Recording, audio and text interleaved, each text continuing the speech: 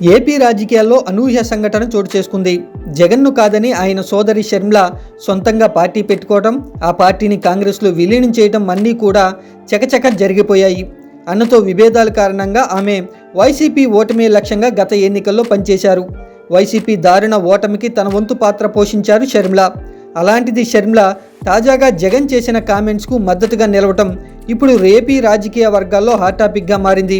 Visakha steel ప్లాంట్పై AP ప్రభుత్వం U turn తీసుకుందని Deccan Chronicle పత్రికలో వచ్చిన కథనం ఆంధ్రప్రదేశ్ రాష్ట్రంలో రాజకీయ పార్టీల మధ్య ప్రచ్ఛన్న యుద్ధానికి కారణమైంది. విశాఖ స్టీల్ ప్లాంట్పై డెక్కన్ క్రానికల్ కథనంతో డెక్కన్ క్రానికల్ కార్యాలయం డిస్ప్లే బోర్డును తగలపెట్టారు టీడీపీ కార్యకర్తలు. డెక్కన్ క్రానికల్పై టీడీపీ కార్యకర్తలు దాడి చేయడాన్ని ఏపీ మాజీ సీఎం వైఎస్ జగన్మోహన్ రెడ్డి తీవ్రంగా ఖండించారు.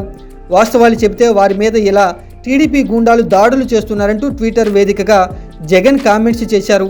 తాజాగా దీనిపై షర్మిల సైతం రియాక్ట్ అయ్యారు. విశాఖలోని డెక్కన్ క్రానికల్ కార్యాలయంపై తెలుగుదేశం పార్టీ కార్యకర్తల దాడిని వైఎస్ షర్మిల ఖండించారు. విశాఖ ఉక్కు ప్రైవేటీకరణను అడ్డుకోలేక ఈ ఎదురు దాడు చర్యలా అంటూ ప్రశ్నించారు. మేలుకోకపోతే రేపు ప్రజలు మీకు జవాబు చెప్తారని తేల్చి చెప్పారు. దమ్ముంటే మోడీని నిలదీయండి, అంతేకాని నిలదీసే గొంతులపై ఉక్కుపాదం మోపొద్దు అంటూ పేర్కొన్నారు. ప్రజాస్వామ్యం కోసం పాటుపడే పార్టీగా కాంగ్రెస్ ఇటువంటి దాడులను ఖచ్చితంగా వ్యతిరేకిస్తుంది అంటూ షర్మిల పేర్కొన్నారు. ఈ ఘటనతో జగన్ అభిప్రాయంతో ఏకీభవించి షర్మిల మద్దతిచ్చారు.